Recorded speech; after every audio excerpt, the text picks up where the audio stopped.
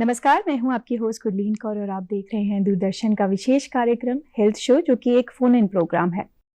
आज की इस कड़ी में हम बात करेंगे न्यूरोलॉजिकल डिसऑर्डर्स के बारे में, यानी कि दिमाग और दिमाग की नसों से जुड़ी कुछ गंभीर समस्याएं, जैसे कि एपिलेप्सी, स्ट्रोक, पार्किंसन, अल्जाइमर।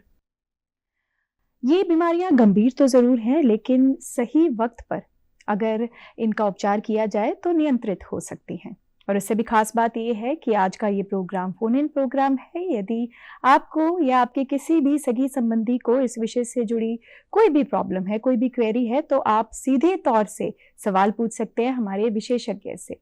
हमारी फोन लाइन खुली है 017226900037। इसके साथ हमने एक व्हाट्सएप नंबर भी लागू किया है, जिसपे आप कॉल करके, वीडियो मैसेज करके अपने सवाल सीधे तौर से पूछ सकते हैं। नंबर नोट कीजिए 9417242224। उम्मीद करते हैं कि सवाल विषय से जुड़ा होगा और जरूरी होगा। इन्हीं सब बीमारियों की विस्तार से चर्चा के लिए हमारे साथ आज मौजूद हैं हमारे expert associate professor doctor Kartik VM, department of neurology, PGI Chandigarh. बहुत बहुत स्वागत है सर आपका। Thank you so much for coming sir.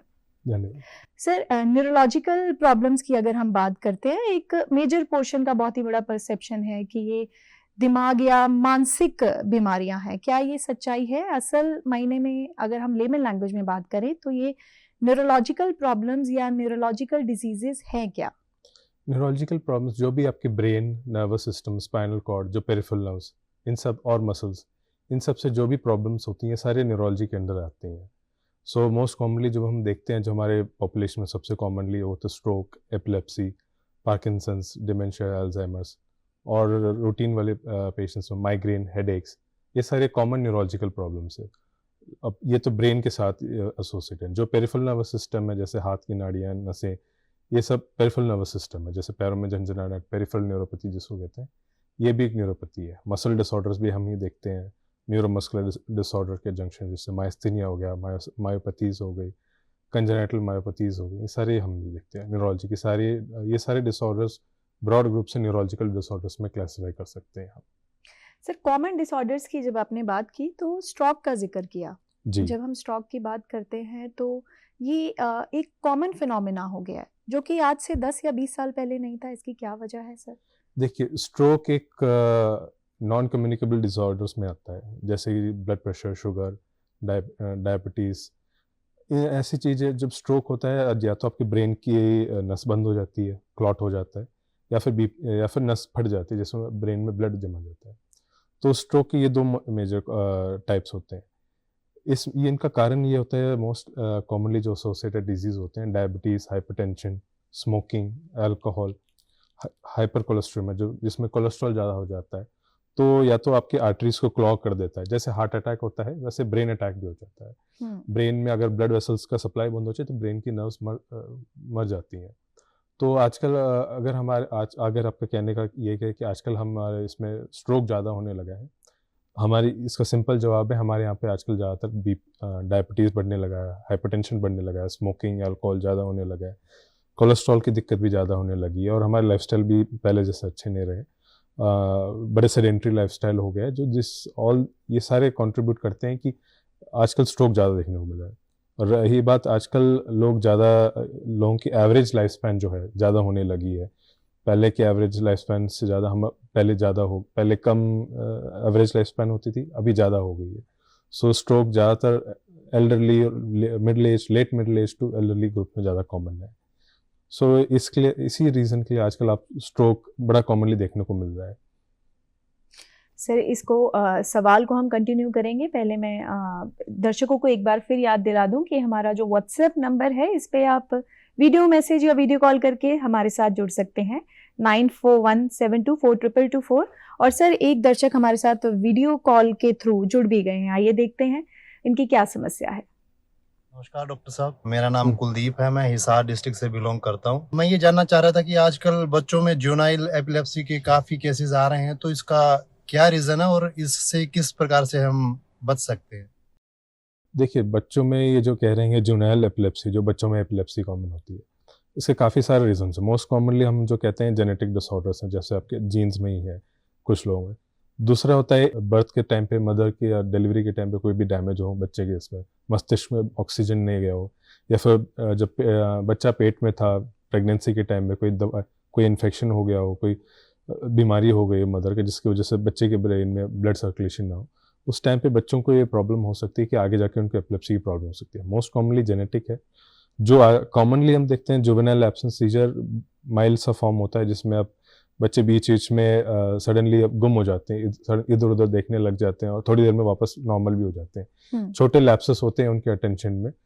पहले क्या होता था, टीचर्स ये सब नोटिस करते थे बच्चा ध्यान नहीं दे रहा स्कूल में, इधर उधर देखता रहता है, पढ़ाई में नोट्स लिखने में भूल जाता है, हम बोलते हैं कि बच्चा लापरवाह है, क्लास में ध्यान नहीं देता, बट ये ऐसी प्रॉब्लम्स यूजुअली हो सकता है बच्चे को एब्सेंट सीजर भी हो।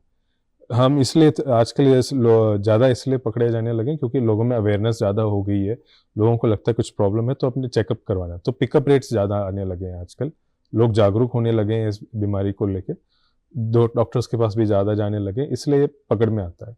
जुवेनाइल एब्सेंस सीजर्स जो भी एब्सेंस एपिलेप्सी होती है बच्चों में ज़्यादा होती है और जैसे जैसे बड़े होते हैं वो अपने आप ही ठीक हो जाता है। लेकिन अगर ये अर्ली टाइम पे ट्रीटमेंट नहीं किया तो उनके ना एकेडमिक परफॉर्मेंस और बाकी डेवलपमेंट पे असर हो सकता है। सर, एपिलेप्सी की बात हम करेंगे विस्तार से, स्ट्रोक की बात कर रहे थे, तो कोई शुरुआती लक्षण या सिम्टम्स जिसको हम अक्सर नज़रअंदाज कर देते हैं लेकिन अगर उनका उपचार किया जाए तो उसको नियंत्रित किया जा सकता है? जी, स्ट्रोक एक्चुअली बड़ा एक इमरजेंसी होता है, ऐसे बड़ी रेयरली आपको मिलता है कि वार्निंग साइंस कभी देखने मिले। हम एक निमोनिक बोलते हैं बी फास्ट, मतलब face, arm, vision, speech and time. So अगर चेहरा टेढ़ा हो रहा है, हाथों में झंझनाहट है, हाथों में वीकनेस आने लगी है, पैर टेढ़े चलने लगे हैं, आवाज़ तुतराने लग रही है, नज़र में कोई दिक्कत आने लगी हो, बोलने में कोई दिक्कत आने लगी, थोड़ी देर में ठीक थे, अचानक से ये सारी होने लगी हैं। और अगर आपको डायबिटीज़ है, हाइपरटेंशन है या कोलेस्ट्रॉल की कोई भी अदर कोमॉर्बिडिटीज़ है तो आपको तुरंत हॉस्पिटल जाना चाहिए। स्ट्रोक अगर आपका क्लॉट है हम यूजुअली 4.5 या 6 घंटे के अंदर हम उसको निकाल सकते हैं। अगर जल्दी लेके आ जाएं हम हॉस्पिटल में इमरजेंसी में तो हम खून पतले करने की दवाई या थ्रोम्बोलाइसिस जिसको कहते हैं इमीडिएटली उसको क्लॉट को डिसॉल्व कर सकते हैं। कभी कभी ब्लड प्रेशर बढ़ने की वजह से नस फटने की वजह से भी ब्लड जम सकता है, तो उसमें ब्लड प्रेशर को तुरंत कंट्रोल में लेके आना। स्ट्रोक का ये नहीं कि आप घर पे ही पूरे दिन बैठे रहें कि उसको जाने देंगे अगले दिन ठीक हो गए।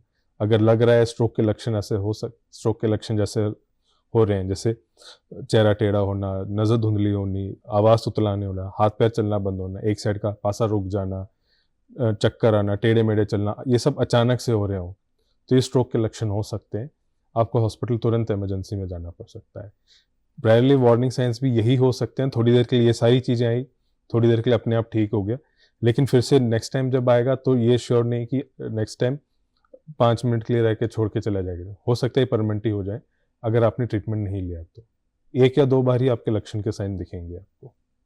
सर, जैसे आपने बताया कि एक इमरजेंसी सिचुएशन है स्ट्रोक, कई बार हमें सिम्टम्स नहीं नज़र आते हैं या नज़रअंदाज हो जाते हैं जी। ऐसे केसेस में किसी तरीके का फर्स्ट एड है, any help which might be given to patient before medical treatment? देखिए, हमें तो पहले तो ये देखना होता है कि इमरजेंसी में इनको लेके सीटी स्कैन कराना पड़ता है। दो, जैसे मैंने कहा था, ब्लड क्लॉट हो गया या फिर ब्लड लीक हो गया, दोनों का अलग ट्रीटमेंट है, एक इस तरफ जाता है एक दूसरी तरफ जाता है। सो दोनों का आप अपने आप पे ट्रीटमेंट ना कराएं, बेटर है कि आप किसी प्रोफेशनल मेडिकल ओपिनियन ज़रूर लें।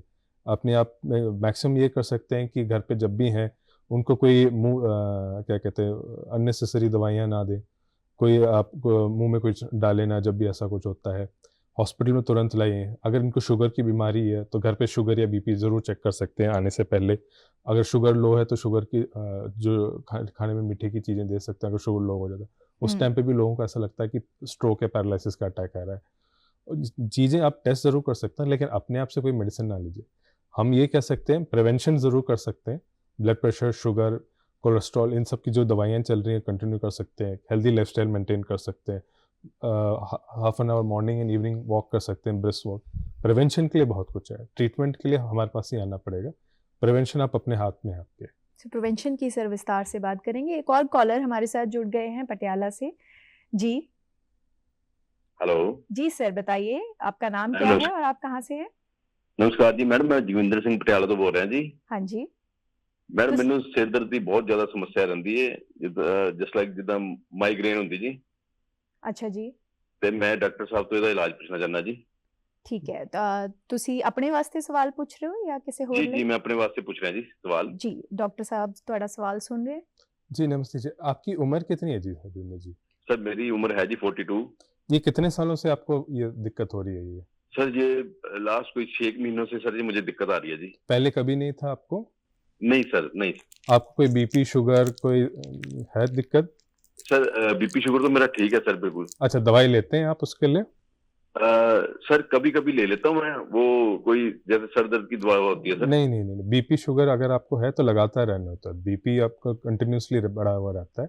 जी सर। अगर बीपी जी। बढ़ा हुआ रहता है तो ये सर में दर्द भी बढ़ सकता है आपका, ठीक है जी। जी यही सर। कारण है कि आपको ये सर में दर्द हो रहा है।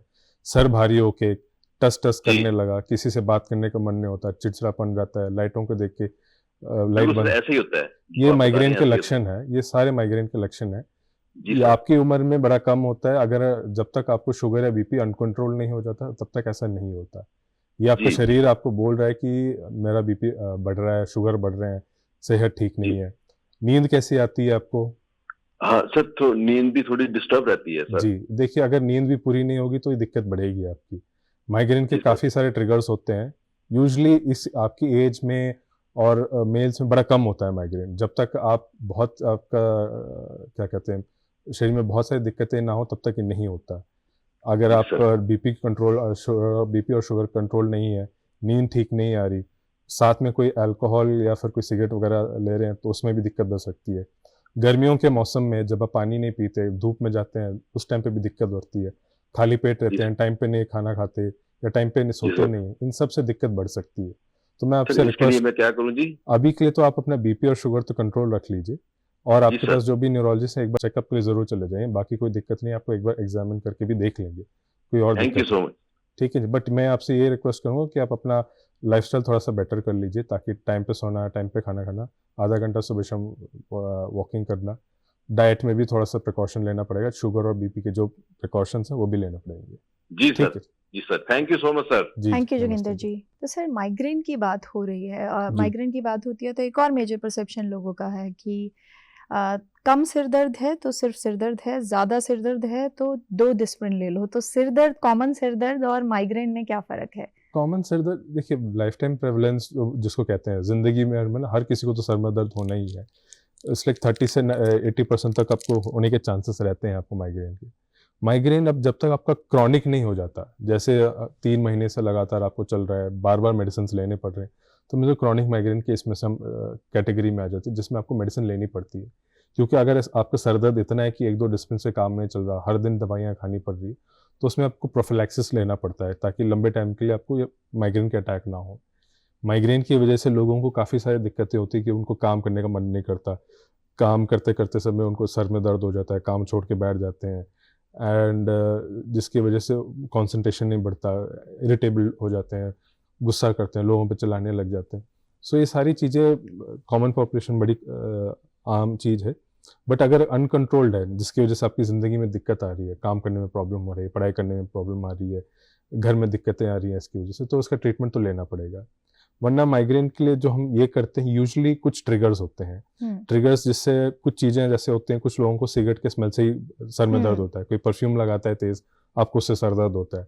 कभी आपने खाली पेट ट्रैवल कर लिया या खाली पेट एक्सरसाइज कर ली या फिर रात भर जागे रहे, कोई बुखार हो गया, ये सारे ट्रिगर्स होते हैं लोगों के। या फिर गर्मी के टाइम, जैसे गर्मी का मौसम आता है या फिर मौसम बदल जाता है, ये उनके ट्रिगर्स होते हैं। ये कुछ दिन उस टाइम पे अगर दवाई खा लें तो भी ठीक है, लेकिन बार-बार आपको आ रहा है कि हर रोज़ आपको पेन किलर्स लेना पड़ रहा है कि आप, या फिर आपकी डे टू डे एक्टिविटीज़ में आपको प्रॉब्लम आ रही है, तो उस टाइम पे आपको लॉन्ग टर्म प्रोफिलैक्सिस जो कहते हैं, हर रोज़ की मेडिसिन लेनी पड़ेगी ताकि आप नॉर्मल ज़िंदगी कंटिन्यू कर सकते हैं। बहुत लोगों की ज़रूरत नहीं, लेकिन जो लंबे टाइम के लिए प्रॉब्लम रहती है उनको देना पड़ता है, सब लोगों को नहीं। मेजॉरिटी ऑफ लोगों को लाइफस्टाइल मॉडिफिकेशंस और ये जो ट्रिगर्स होते हैं इसको अवॉइड कर लेंगे तो काफ़ी फ़र्क पड़ता है। सर कहा जाता है कि माइग्रेन का बेस्ट प्रिवेंशन यही है टू आइडेंटिफाई द ट्रिगर। जी, अगर उसको आइडेंटिफाई कर लिया जाए और थोड़ा ध्यान या अवॉइडेंस की जाए तो उससे बचा जा सकता है। जी, सर क्रॉनिक केसेस की आपने बात की, जैसे मैं भी अपने आसपास कुछ फ्रेंड्स को देखती हूँ तो सर दर्द के अलावा और एडिशनल बहुत से चीज़ें हैं जो होती हैं, जैसे कुछ लोगों को नोज़िया होता है और एक्सट्रीम पेन होता है नॉट ओनली इन हेड और भी जगहों पे, तो इसकी क्या वजह है? क्या ये डिफर करता है बॉडी टू बॉडी? हाँ, जैसे आप बिल्कुल सही कह रहे हैं, डिफर कर सकता है। जो आप कह रहे हैं कि एसेफेलाल्जिक माइग्रेन जिसको कहते हैं, जिसमें सर में दर्द के साथ बाकी कहीं पे भी दर्द हो सकता है। माइग्रेन हर एक इंसान के लिए अलग अलग ट्रिगर्स होते हैं, अलग अलग सिम्टम्स भी दे सकता है। कुछ लोगों को सिर्फ वॉमिटिंग होता है, कुछ लोगों को बस गुस्सा या चिड़चिड़ापन हो सकता है, कुछ लोगों को बस दो दो दिखने लगे हैं, कुछ लोगों को धुंधला दिख जाते हैं, आंखें बंद हो जाते हैं, चिड़चिड़े हो जाते हैं उस टाइम पे। कुछ लोग बस गुस्सा ही करते हैं उस टाइम पे, सर दर्द बोलते भी नहीं, या कुछ लोगों को चक्कर सही आता है माइग्रेन के टाइम पे। तो हर एक व्यक्ति का अपना व्यक्तिगत सिम्टम्स हो सकते हैं माइग्रेन में, लेकिन ये थोड़े अनयूजुअल सिम्टम्स होते हैं जो एक्चुअली एक न्यूरोलॉजिस्ट को ही दिखाएं तभी वरना ऐसे चक्कर आना, दो दो दिखना तो स्ट्रोक में भी दिक्कत हो सकती है। ये सब चीज़ों को अलग अलग करने के लिए एक बार न्यूरोलॉजिस्ट को दिखाना ज़रूरी बनता है। जैसे आप कहते हैं कि आपके फ्रेंड्स में बाकी लोगों को प्रॉब्लम होती हैं, कुछ जो सिम्टम्स होते हैं जिसको हम रेड फ्लैग्स इन माइग्रेन कहते हैं, रेड फ्लैग्स इन हेडेक्स, अगर ये होता है तो ये माइग्रेन नहीं, कुछ और हो सकता है इसमें।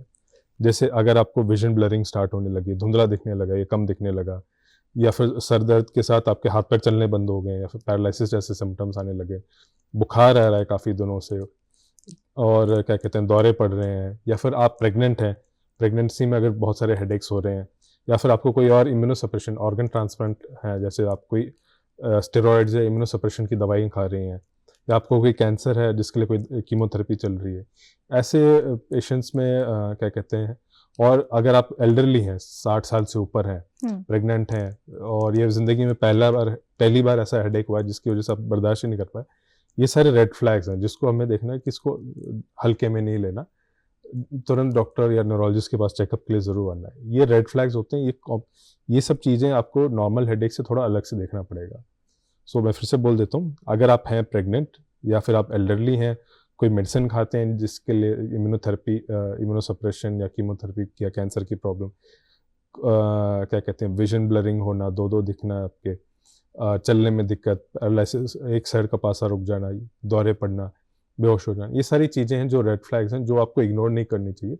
सर दर्द के साथ ये आती हैं तो आपको तुरंत हॉस्पिटल या न्यूरोलॉजिस्ट को दिखाना पड़ेगा। सर एक और कॉलर हमारे साथ जुड़े हैं फोन कॉल के थ्रू हरियाणा से। जी बताइए। करवा रहे हो जी, अपना नाम बताइए और कहाँ से आप बताइए। नमस्कार मैम। नमस्कार। राहुल नाम है मैम मेरा, मैं नरवाना से हूँ, जैन डिस्ट्रिक्ट में आता जो। हाँ जी, जीन से आप बात कर रहे हैं। आप बताइए आपको क्या समस्या है। मैम ये मेनली माइग्रेन की रहती है। अच्छा, माइग्रेन। आप क्या काम करते हैं। मैं तो मैम ये शटरिंग का काम करता हूँ, वैसे थोड़ा बहुत साथ में पढ़ाई भी कर लेता हूँ। और आप अपनी उम्र बता सकते हैं। उम्र मेरी मैम 32। ठीक है, तो माइग्रेन है आपको, माइग्रेन से संबंधित क्या सवाल है आपका, डॉक्टर साहब सुन रहे हैं। मैम मेरे को सिर में दर्द रहता है ज्यादा, और इसकी वजह से नींद भी बहुत कम आती है। अच्छा, तो आप इसका समाधान चाहते हैं। हाँ बिल्कुल जी। जी ठीक सर। है जी। नमस्ते राहुल जी, ये बताइए आप ये कितने सालों से दिक्कत हो रही है। ये कम से कम है जी सर 6-7 साल से है जी। ठीक है, 6-7 साल से। आपको कितनी बार ये टैबलेट लेना पड़ता है इसको। मोटे मोटे तौर पे 2018 से है जी। ठीक है जी। ये कितने सालों से आप दवाई वगैरह कुछ ले रहे हैं इसके लिए। दवाई ली थी जी मैंने, वो नाम तो पता नहीं मेरे को, याद नहीं फिलहाल। वो पहले तो मैं सिर की वैसे ही खाता था, ये डोलो वगैरह खा ली, ये अपने जो साल में ये आपको कितनी बार आपको लेना पड़ता है ये मेडिसिन। आपको डोलो कितनी बार महीने में लेना पड़ता है। हाँ जी, महीने में कितनी बार आपको डोलो या एस्पिरिन या सारे पेन किलर लेने पड़ते हैं आपको। पहले लेता था सर, फिर वो पीजीआई में दिखाया था एक बार चंडीगढ़, फिर वहां से टेबलेट दी थी, कुछ टाइम खाया, आराम हो गया, फिर वो 1-2 महीने खा के छोड़ दी सर, फिर वो वही समस्या स्टार्टिंग। अभी आपके परिवार में किसी को ऐसी दिक्कत तो नहीं है ना। नहीं मेरे को ही है सर, बस। मदर या सिस्टर किसी को ऐसी प्रॉब्लम है। हाँ जी, मदर या सिस्टर को किसी को ऐसी प्रॉब्लम है। नहीं किसी को नहीं है सर। आप कोई अल्कोहल या सिगरेट वगैरह तो नहीं लेते, बीड़ी तंबाकू कुछ। नहीं वो तो बिल्कुल नहीं, स्मोकिंग तो बिल्कुल नहीं करते सर। ये अल्कोहल कभी कभार, मतलब साल में 1-2 बार बस। ठीक है जी। देखिए जी राहुल, आपको तो माइग्रेन की दिक्कत है, आपका कभी क्रॉनिक माइग्रेन की तरफ जा रहा है, 7-8 साल हो गए आपको, मेडिसिन की तो आपकी ज़रूरत पड़ेगी।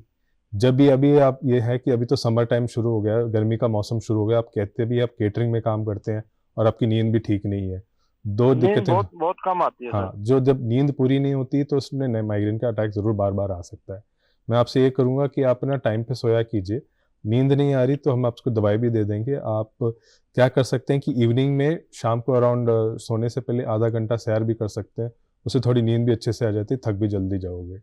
और केटरिंग के बिजनेस में अगर आप काम करते हैं तो आपको ना आसपास काफ़ी सारे गर्म चूल्हे ये सब चीज़ें जलती रहेंगी। जब भी आप एनवायरनमेंट में थोड़ी गर्मी ज़्यादा रहती है या फिर टेम्परेचर फ्लक्चुएशन, जैसे गर्म रूम से ठंडे रूम में आना है, ठंडे से गर्म रूम में जाना, उस टाइम पे अच्छा, सरना, उस मैं टाइम पे वैसे दिक्कत। बहुत कम एसी में रहता हूँ जी सर, जितना मैं कोशिश करता हूँ रूम हाँ जी, टेम्परेचर पे आपको सर्वाइव खुद करें। पता है, आपको शरीर खुद बोलता है कि आप मैं एसी से मैं बर्दाश्त नहीं कर पाता रूम टेम्परेचर में। जैसे आप एसी या गर्म रूम में आएंगे फ्लक्चुएशन की नहीं, वजह से। एसी तो मतलब नाम मात्र की है सर, कहीं गवर्नमेंट ऑफिस में जाना पड़ता है तभी एसी यूज होती है, वैसे तो उस अदरवाइज टाइम पे पर्सनली दिक्कत तो बढ़ सकती रखते है। नहीं। जब आप गर्मी का मौसम आता है उस टाइम पे दिक्कत बढ़ती है, और केटरिंग में भी जब आप ऐसे चूल्हे या गर्म इसके पास रहते हैं ना, उस टाइम पे हाँ दिक्कत जी, है। हाँ जी। तो ये नींद की दवाई तो लेनी पड़ेगी, साथ में माइग्रेन की भी कुछ दिनों के लिए दवाई चलेगी।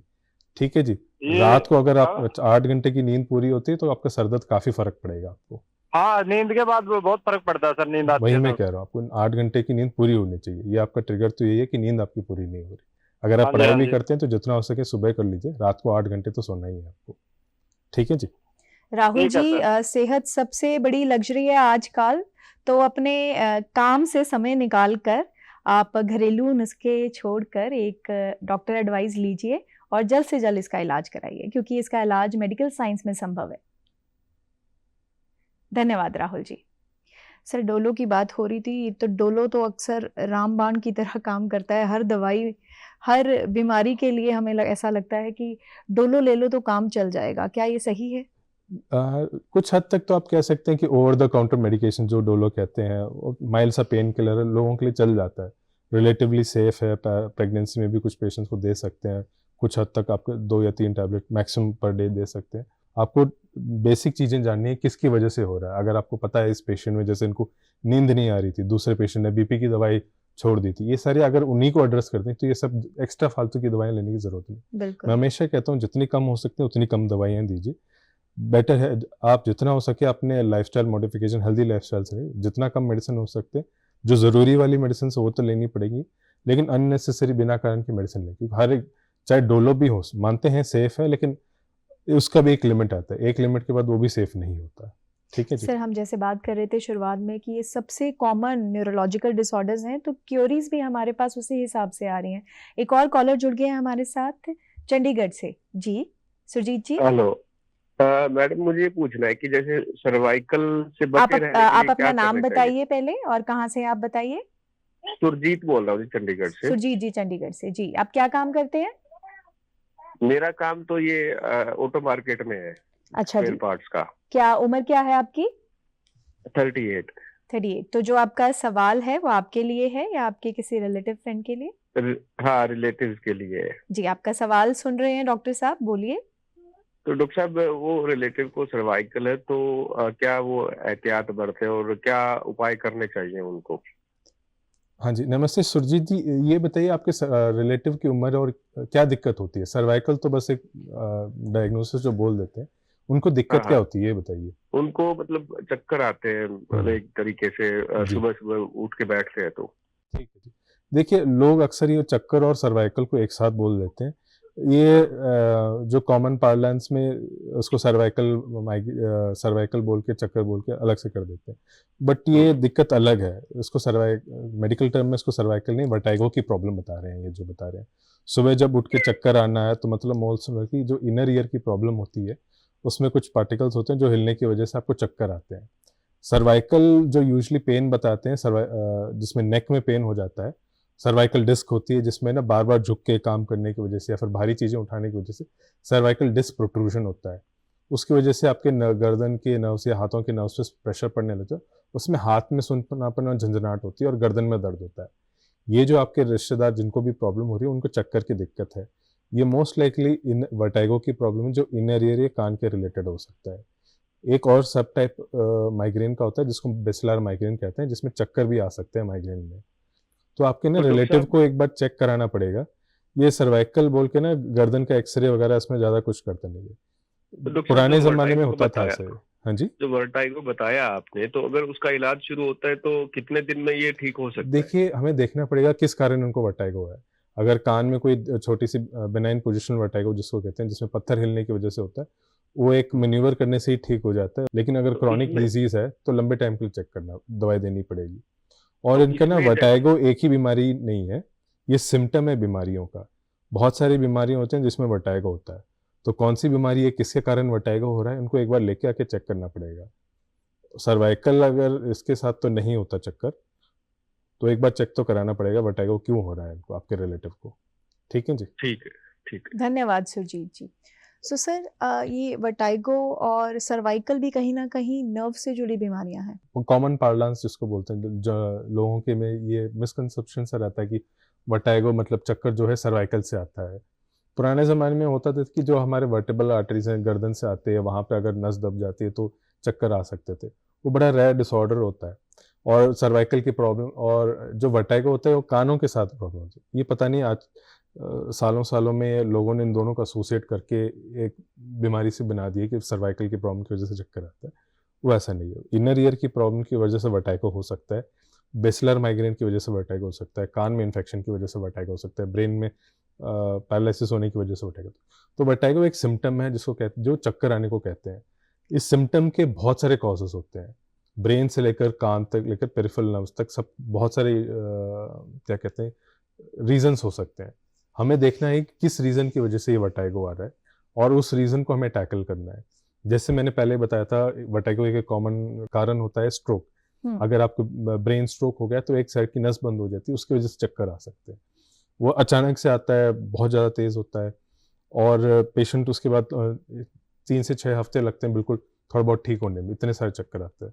दूसरा होता है बेनाइन पोजिशनल वर्टाइगो, जो कॉमनली उम्र के साथ होने लगते हैं, जिसमें कान के जो अंदर जो बैलेंस करने के लिए जो ऑर्गन्स होते हैं उसमें पत्थर से जम जाते हैं, जिसको जैसे आप सर हिलाते हैं ऊपर नीचे करते हैं उस टाइम पे आपको चक्कर आ सकता है। उसके लिए बस एक ईएनटी स्पेशलिस्ट को दिखा के एक मैन्यूवर होता है जिसमें आप सर को हिला के थोड़ा सा पत्थर को वापस डाल देते हैं। ये बहुत और कॉमन डिसऑर्डर है कानों का।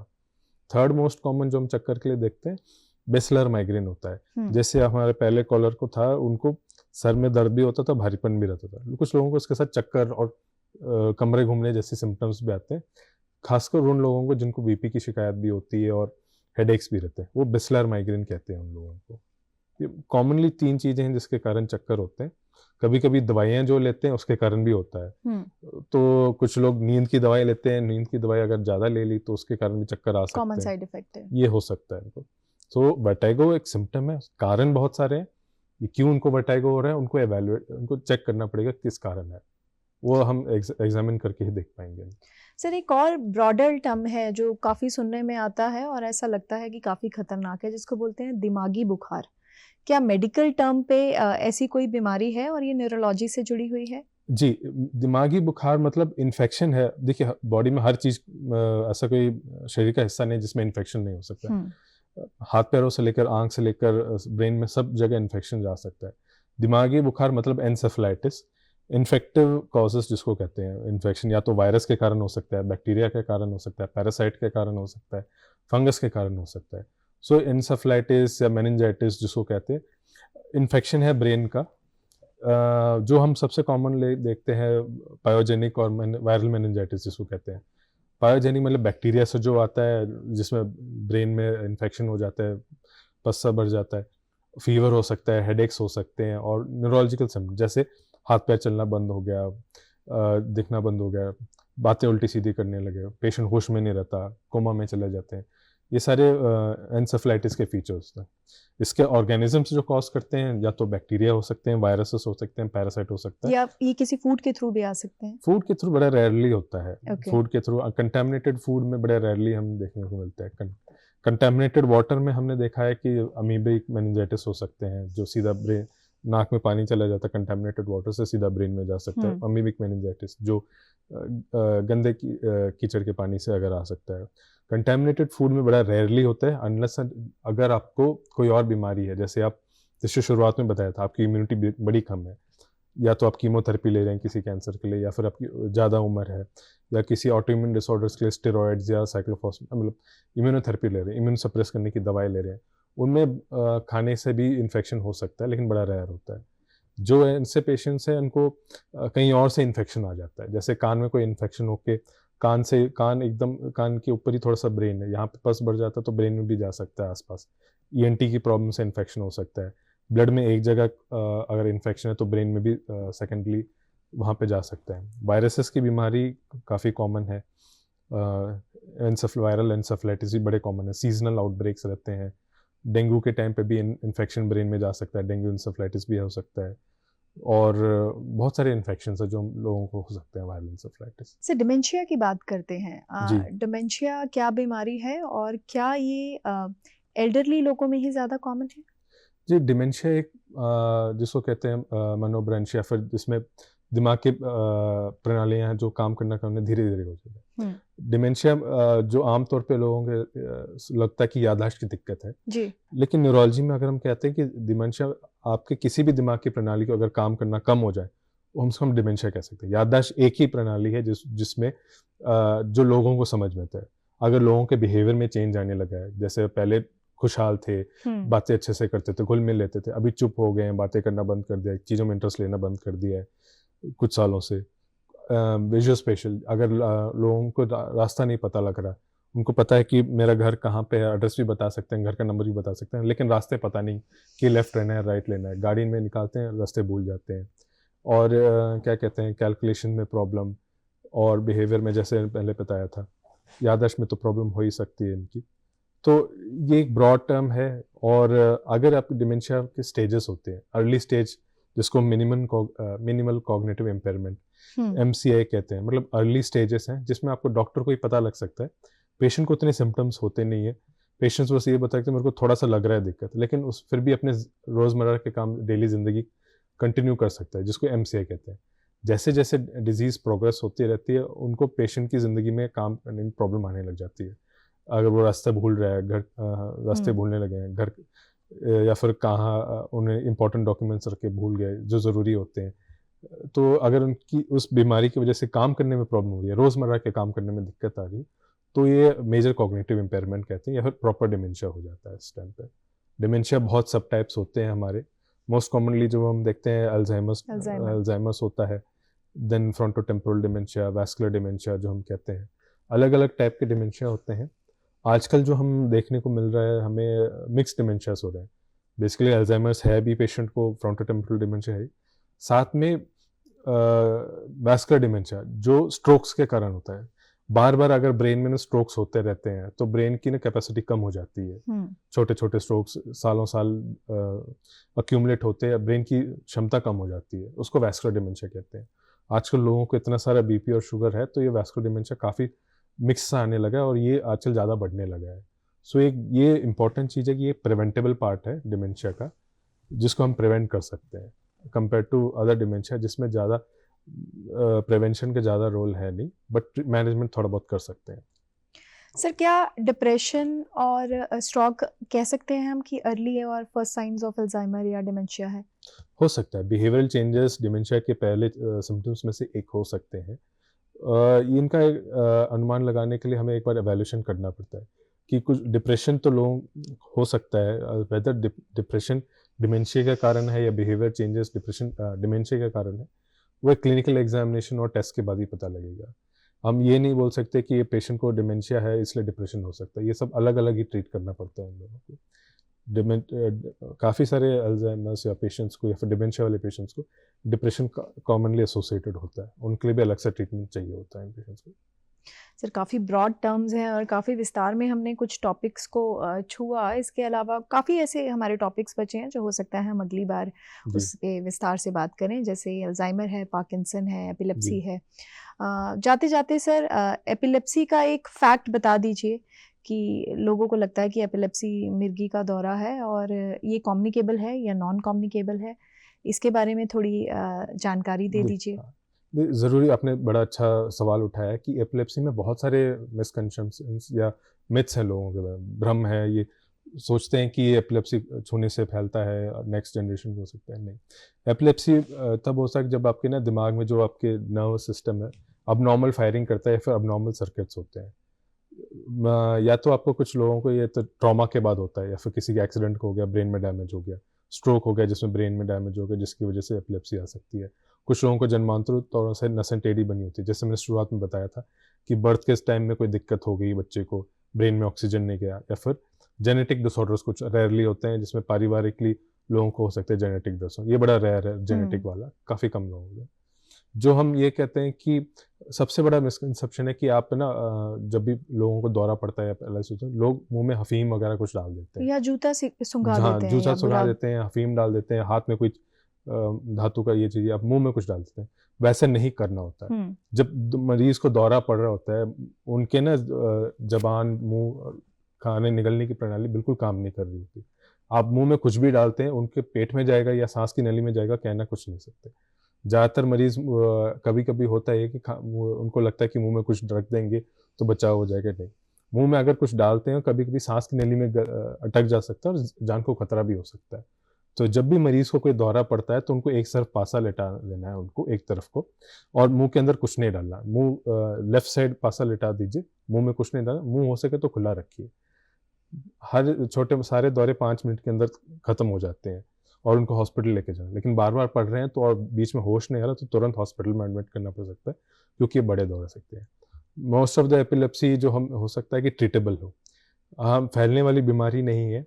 कुछ इन्फेक्शंस हैं जिसमें वजह से ब्रेन में डैमेज होने की वजह से एपिलेप्सी हो सकता है। हमारे जो इंडिया में सबसे कॉमनेस्ट इन्फेक्शन है न्यूरोसिस्टिक सर्कोसिस कहते हैं, कीड़े का इन्फेक्शन जिसको कहते हैं। वो बेसिकली अनहाइजीनिक खाने की वजह से होता है, या फिर उसकी वजह से अनवॉश फूड, अनहाइजीनिक खाना, पार्शली कुक्ड मीट जिसमें आता है, उसमें से आ सकता है।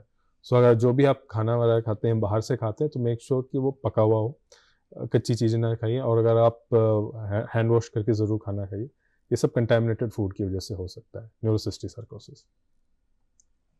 सर, मल्टीपल स्क्लेरोसिस की भी हम जाते जाते अगर थोड़ी सी बात कर लें, ऑटो इम्यून डिसऑर्डर है, इतना हमें पता है, बट ये क्या न्यूरोलॉजी में आता है? जी, मल्टीपल स्क्लेरोसिस जैसे आपने सही कहा कि एक ऑटो इम्यून डिसऑर्डर है। इसमें शरीर के सेल्स आपके ब्रेन के सेल्स को अटैक करने लग जाते हैं। तो इसमें ये दिक्कत सेम ब्रेन में किसी भी सेल्स में अटैक कर सकता है, आपको सिम्टम्स आने लगेंगे। पेशेंट्स को विजन लॉस हो सकता है, चलने में प्रॉब्लम हो सकती है, पेशाब रुक सकता है, स्पाइनल कॉर्ड में भी डैमेज हो सकता है, चलने में दिक्कत, स्पैसिसिटी, याददाश्त में दिक्कत। सो मल्टीपल स्क्लेरोसिस, एक इंटरेस्टिंग बात यह है कि मल्टीपल स्क्लेरोसिस की ऑटोइम्यून है, ट्रीटेबल भी है, और ये अफेक्ट उन लोगों को करता है जो सबसे प्रोडक्टिव होते हैं, मतलब 25 से 40 की उम्र के बीच में जो प्रोडक्टिव हेल्दी इंडिविजुअल्स उनमें। एंड एक और अच्छी बात है कि कम्प्लीटली ट्रीटेबल है, सारा मैनेज कर सकते हैं अगर अर्ली स्टेजेस में आ जाते हैं, बिफोर मल्टीपल अर्ली स्टेजेस में अगर आप पकड़ लेते हैं, जितना डैमेज हो वहीं पे रोक सकते हैं, आगे प्रोग्रेस होने से बचाव भी कर सकते हैं।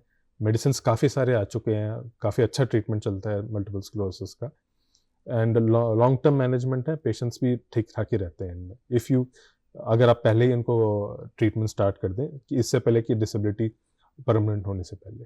So these diseases our life threatening but treatable? Life threatening है, ट्रीटेबल है, हमारे पास इसका इलाज है। मल्टीपल स्क्लेरोसिस तो काफ़ी सालों से अच्छा खासा इलाज। Thank you so much. So we are ending it on a good note only. जी, thank you so much. So दोस्तों, नो डाउट ये बीमारियां गंभीर हैं, थोड़ी जानलेवा भी हैं, लेकिन सही समय पर इनको जांच की जाए तो नियंत्रित किया जा सकता है। तो ज़रूरत है इस वक्त लाइफस्टाइल मेंटेन करने की, अपने ट्रिगर्स आइडेंटिफाई करने की। जाते जाते मैं आपको एक बार फिर याद दिला दूं कि हमारे सभी प्रोग्राम्स ऑनलाइन प्लेटफॉर्म्स पर अवेलेबल हैं, DD Punjabi, DD Chandigarh, DD Haryana. इसके अलावा आप हमें हमारे ऑनलाइन प्लेटफॉर्म पर देख सकते हैं, यूट्यूब पर देख सकते हैं, आप हमें सोशल मीडिया प्लेटफॉर्म्स पर देख सकते हैं, हमारे OTT प्लेटफॉर्म वेव पर भी आप हमें देख सकते हैं।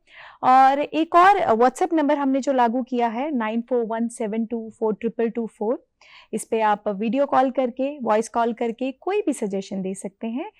इसके अलावा व्हाट्सएप नंबर के अलावा hopchandigarh@gmail.com पर आप हमें लिख सकते हैं, सजेशन लिख सकते हैं। सो अगली बार फिर हाजिर होंगे नई जानकारी के साथ। तब तक जुड़े रहिए हमारे चैनल के साथ, देखते रहिए दूरदर्शन, स्वस्थ रहिए। धन्यवाद।